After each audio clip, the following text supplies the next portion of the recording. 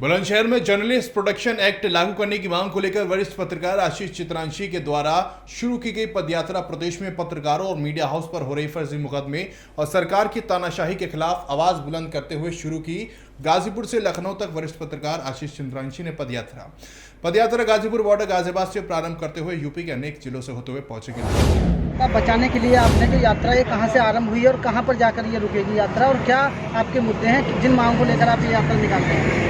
देखिए, यात्रा शुरू हुई है दिल्ली उत्तर प्रदेश के बॉर्डर से, गाजीपुर बॉर्डर जो आजकल वैसे ही बहुत चर्चित है, उसी गाजीपुर बॉर्डर से 26 जुलाई कल जो है दोपहर 12 बजे मैंने यात्रा की शुरुआत की है।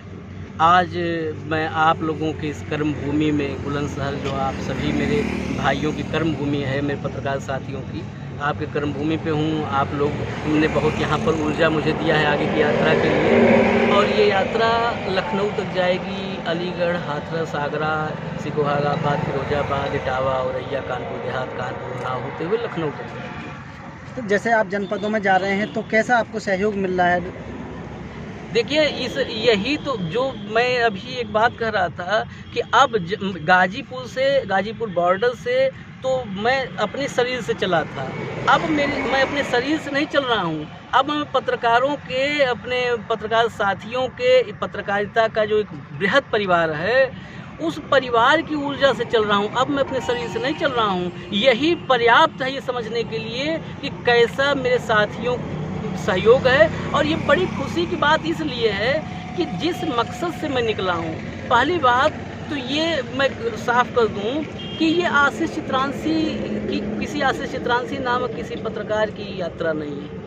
आशीष चित्रांशी पत्रकारिता में नाम नहीं होता है। ऐसे बहुत अतीत में आए, वर्तमान में होंगे और भविष्य में आएंगे। ये विचार की यात्रा है, बस मैं माध्यम हूँ। मैं एक शरीर लेकर के अपने शरीर से इस यात्रा, विचार की यात्रा को लेकर चला हूँ। ये वही विचार हैं जो आपके मन में होंगे, कहीं सवालों के रूप में होंगे।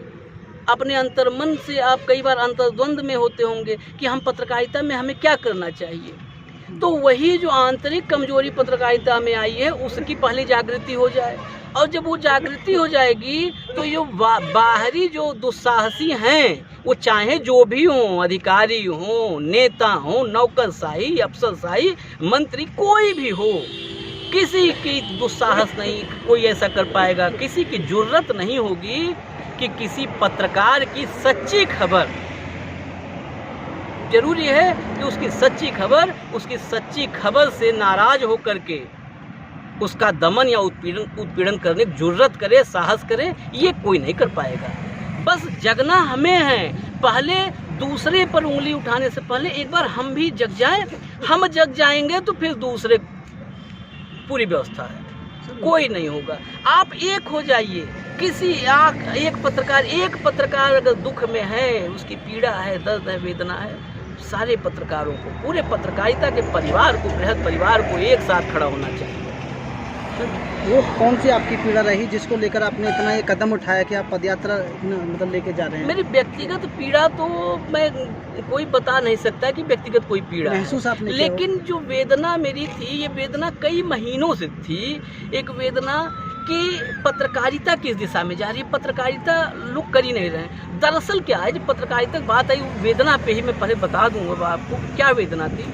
पत्रकारिता का जो मूल चरित्र है ना, हर व्यक्ति का एक मूल चरित्र होता है, प्रोफेशन का मूल चरित्र होता है, उसकी आत्मा होती है। कहते हैं ना कि इस काम की रूह है, तो हर चीज़ की रूह, जो पत्रकारिता की रूह है, जो आत्मा है, वो जन सरोकारी है।